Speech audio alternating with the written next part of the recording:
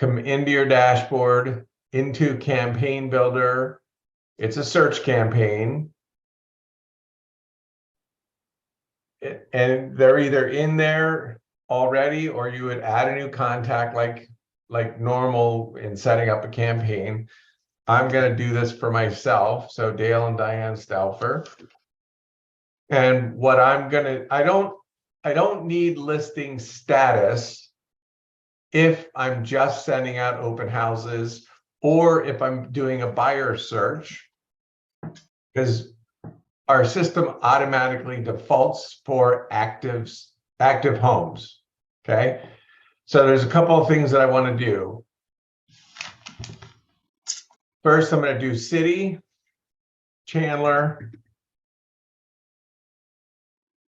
And then I am adding in, I don't want to send contingent properties. So I have this, I'm going to change this to no.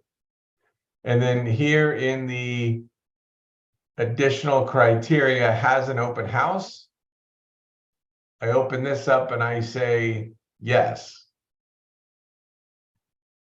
And then to check my work, City of Chandler, contingent, no, open house, yes.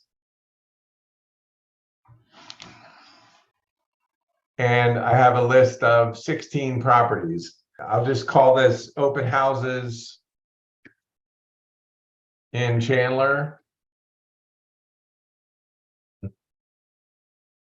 And then I'm going to send this once a week. So it goes out, send it now. And then I'm going to send this instantly with new listings that come on the market with an open house scheduled. So that's what would happen, is it wouldn't send out unless there's an open house also scheduled with it. Then I would just do this as a buyer search template. And then here's the home search.